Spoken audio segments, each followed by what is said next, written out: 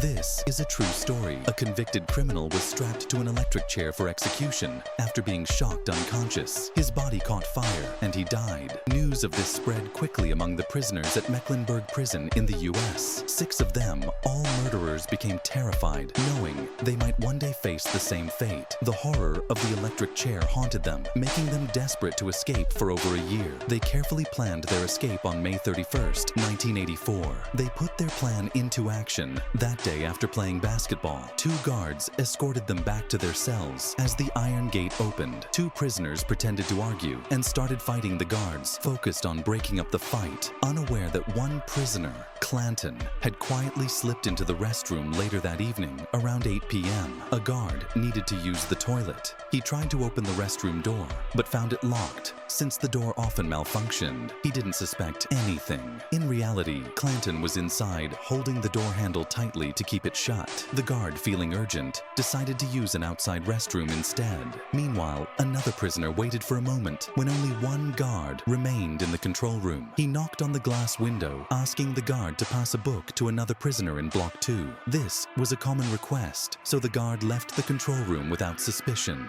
However, the guards had a bad habit. They often left the control room door slightly open, thinking the extra security gate was enough to keep prisoners out. The prisoners had noticed this weakness long ago and used it as part of their plan. As the guard stepped out, a prisoner said, "Thank you," but this wasn't just a polite gesture. It was a secret signal to Clanton at that moment. Clanton rushed out of the restroom, dashed into the control room, and unlocked cell block 1. The freed prisoners, immediately overpowered, took his uniform, tied him up, and gagged him. When the second guard returned from the restroom, they overpowered him as well. Now, with full control, they moved to the next phase. Taking over the main control room, they forced the captured guards to call nearby officers, luring them one by one into a trap. As each guard arrived, they were subdued until the prisoners had complete control of the cell block. Next, they made a senior officer call the main control room, telling the guard on duty that 2 officers would be coming to take over his shift. 2 prisoners, now dressed as guards, walked toward the main control room. From a distance, the duty officer saw them and, assuming they were real guards, unlocked the door as they got closer. He noticed their unfamiliar faces, but it was too late. The 2 disguised prisoners swiftly overpowered him now. The only obstacle was the prison's main gate, heavily guarded with officers and armed sentries. Even if they took out the gate, officer walking out freely would raise suspicion, but they had a clever plan.